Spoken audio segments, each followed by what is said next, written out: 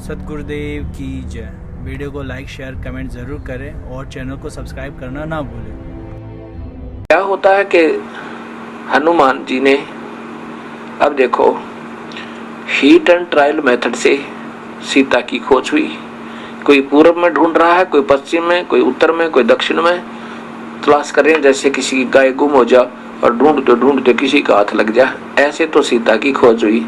तो समर्थता का यहाँ प्रमाण आपके सामने आएगा कि भगवान श्री राम कितने समर्थ हैं, क्योंकि काल इन सबको नचा रहा है। हनुमान जी लंका में पहुंच जाते हैं। लंका में सब जगह ढूंढते ढूंढते पता लगा कि एक औरत को रावण ने नौलखा बाग में बंद किया हुआ है। आशा का चिराग जगा।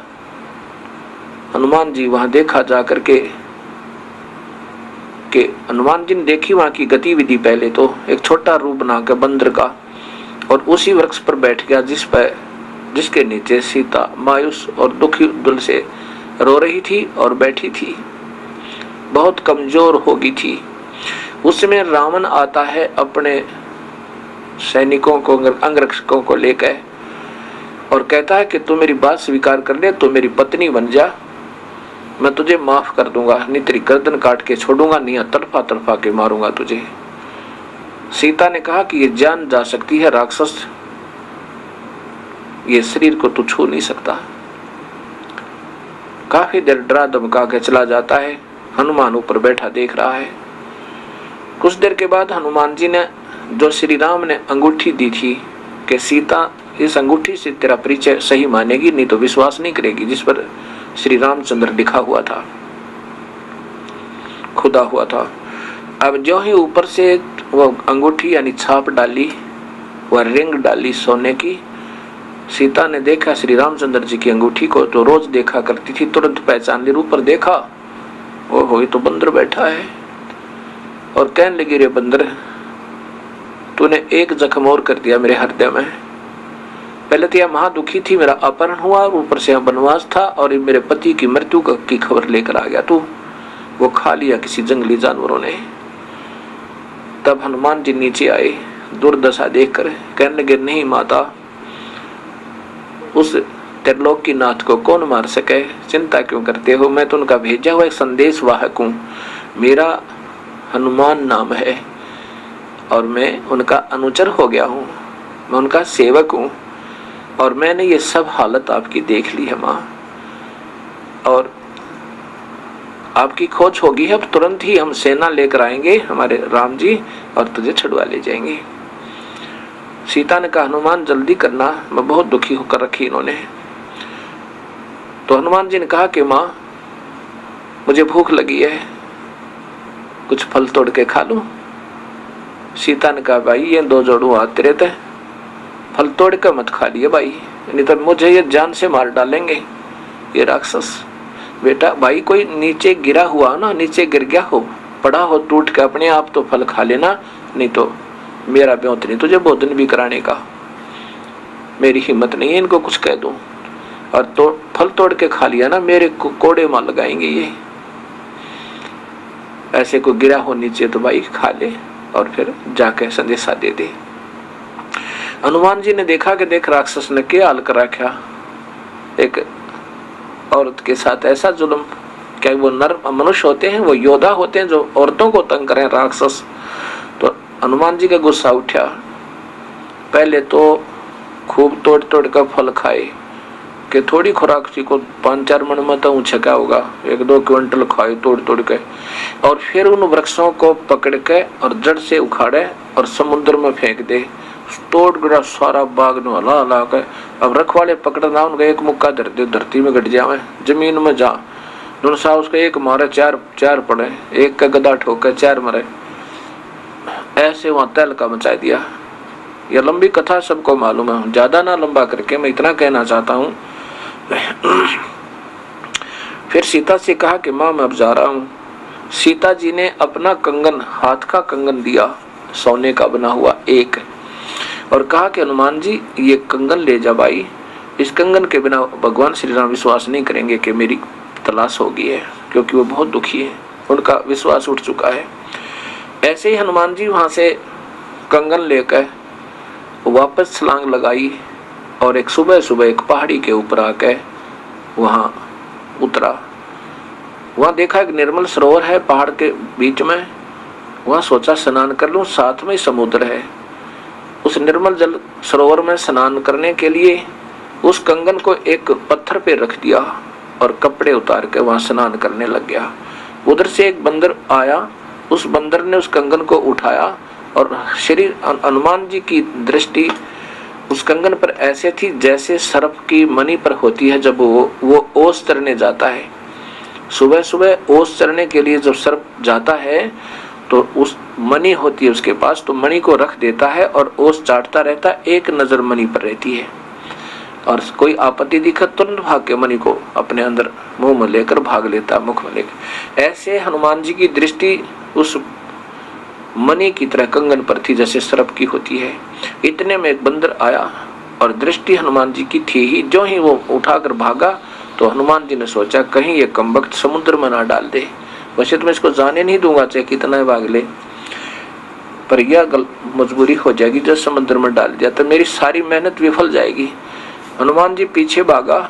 इतने में वो बंदर एक आश्रम में प्रवेश किया बंदर ने, और देखते ही देखते एक मटके में, अच्छा ऊंचा मटका रखा था, उसमें कंगन डालकर आगे भाग गया।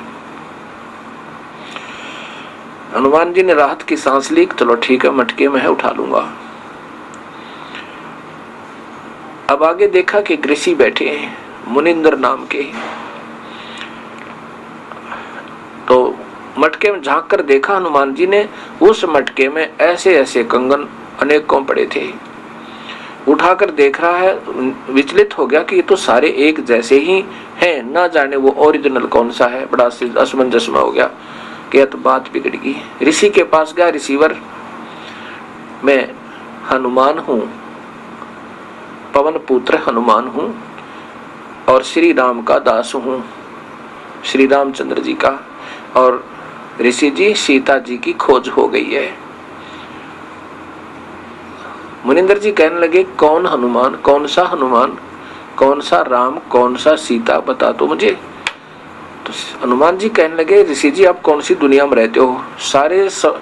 सारे जंगल में सबको मालूम है कि सीता का अपहरण हो गया। श्री राम की पत्नी अर्थात त्रिलोकीनाथ श्री राम की पत्नी सीता जी का अपहरण हो गया था, उसकी तलाश में करके आया हूँ। तो मुनिंदर जी ने पूछा मैं यही पूछना चाहता हूँ कि कौन से नंबर का राम है ये श्री राम दशरथ पुत्र? अब हनुमान जी कहने लगे ये क्या बात कर रहे हो आप, नंबर क्या होते हैं? अकान नंबर होते हैं भाई हनुमान जी, बैठ जा तुझे बताता हूँ। ये काल के जाल में फंसे हुए हो तुम सभी, और इस काल ने ये मेरी प्यारी आत्मा ये सभी यहाँ पर उलझा रखी है। पूरी कहानी सुनाई। हनुमान जी को कुछ बात स्वीकार हुआ, कुछ अस्वीकार हुआ, चिंता बनी हुई है कि मैंने जाके संदेशा देना है। कुछ सुना बातों को, कुछ नहीं सुना। फिर कहा कि ऋषिवर मुझे ये बता कि ये कंगन कौन सा है मेरा? मुनिंदर जी ने कहा कि आप कोई सा उठा लीजिए, वही तेरा होगा, वही सीता जी का वही कंगन होगा, उसमें कोई अंतर नहीं, बेसिक मिला लेना।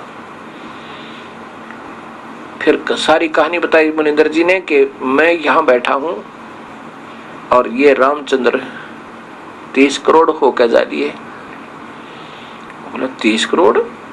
हाँ ये रामचंद्र तो 30 करोड़ हो लिए। तेरे जैसे हनुमान नई आत्मा आती है, अब आप अपनी मलाई खाकर चले जाओगे, शुभ कर्म है आपके, अच्छे भक्त आत्मा हो, सत भक्ति, क्योंकि पूर्ण काल की भक्ति आपको मिली नहीं, काल की भक्ति आप कर रहे हो, पूर्ण परमात्मा की भक्ति सही तुम्हें प्राप्त नहीं। तो ऐसे ही अपने मनुष्य जन्म को बर्बाद करके कुछ दिन स्वर्ग में रहोगे और फिर कुछ दिन अपने नरक भोग कर 84 में चले जाओगे, और नए युग में, त्रेता युग में नया तू होगा और नए और नवरा कितने की राम होकर जा लिए ये अवतार।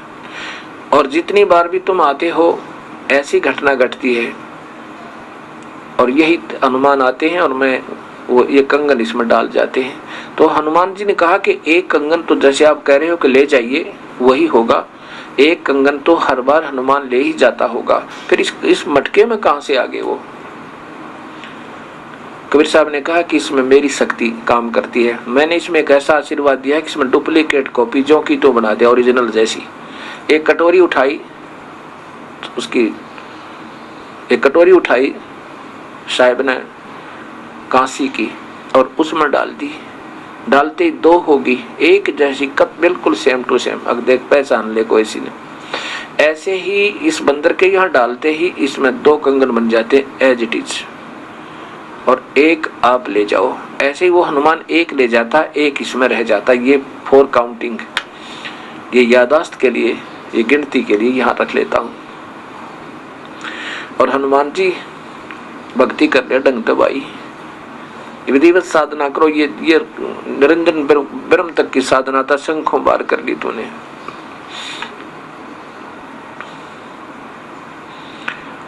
अब कबीर साहब क्या समझाते हनुमान जी को।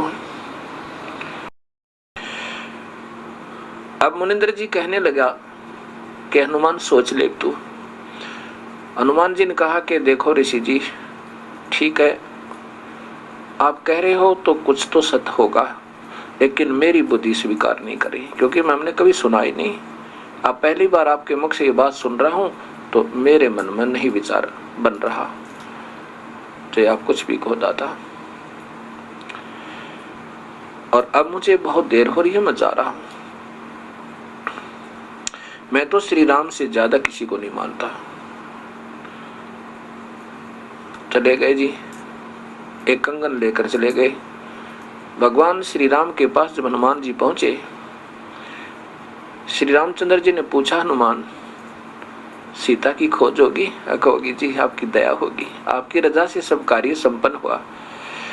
अब श्री राम ने सोचा कि ये पूरी तसल्ली कर लूं कि सीता ने कहीं रावण से समर्पण तो नहीं कर दिया है, उसने उसकी वह पत्नी तो नहीं बन गई है। उसकी पूरी जानकारी लेने के लिए हनुमान सीधा तो नहीं बताएगा। उसने सोचा कि कहीं ऐसा ना हो कि ये जान जाए हनुमान जी कि मैं फिर सीता की लाने की चेष्टा नहीं करूंगा यदि उसने रावण का समर्पण कर दिया होगा। तो हनुमान जी नहीं बताएगा। गोलमोल बात को करके एकांत में ले जाते हैं श्री राम जी और कहते हैं, हनुमान जी सीता कहाँ थी? कि महल में होगी रावण का। कहाँ, ऊपर चौबारे में थी या नीचे थी? और एक बात बता मेरे प्यारे संत, खाना कहाँ खाया तूने? कहा रावण के राज दरबार में गया होगा, वहां पर बड़े अच्छे बढ़िया भोजन बनाए होंगे रावण ने तेरे लिए। और सीता ने कैसे कपड़े पहन रखे थे? बढ़िया हार हुर पहन रखे होंगे ना। अब श्री राम ये पूछना चाहते थे कि अगर वो ऐसी सती थी, हनुमान बतावेगा, कोई तो बात मुख से निकलेगी निकलेगी। अगर उसने हार श्रृंगार किए होंगे और हनुमान जी खाना रावण के घर खा के आया होगा तो सीता गई काम तय। फिर हमने उसको लाएंगे और ना ही दुनिया के लाल मरवाएंगे, हम युद्ध नहीं करेंगे, ऐसा सोचकर पूछा। तब हनुमान जी ने आंखों में पानी भर के और रुंधे कट से कहा, हे प्रभु आप क्या कह रहे हो? मैं काहे के भोजन पाऊं था? और वो तो मैले कुचले कपड़े पहने माता एक वृक्ष के नीचे बैठी थी, मैं ऊपर वृक्ष पर छुप कर बैठ गया था। और रावण ने आके खूब बदमाशी की थी, बहुत तंग किया था माँ ने, पर स्वीकृति नहीं दी थी। और कहा था, रावण ये टुकड़े टुकड़े शरीर हो सकता, तेरे हाथ नहीं लगने दूंगी। राम बड़े प्रसन्न हुए और कहा, आप कहते हो कि मैंने आहार किया होगा, भोजन खाया होगा रावण के घर पर जाके। माता ने कहा था, हनुमान अगर कोई फल इस बाग में नीचे गिरा हुआ स्वयं टूट गए तो उठा ले खा लेना, ऊपर से तोड़ के भी मत खाना भाई, मेरे को ये मार डालेंगे, बहुत दुखी करेंगे मुझे। वृक्ष से फल तोड़कर मत खाना भैया। तब मैंने गुस्से में आकर ना सारे तो उसका 9 लाख बाग जला पाट दिया और समुद्र में फेंक दिया और खूब पके पके फल खाए, पहरेदार कुटे और फिर रावण की लंका में आग लगा के आया। सीने से लगा लिया श्री राम ने हनुमान को, हनुमान तूने तो आज कमाल कर दिया, तो बहुत प्यारा है मेरा।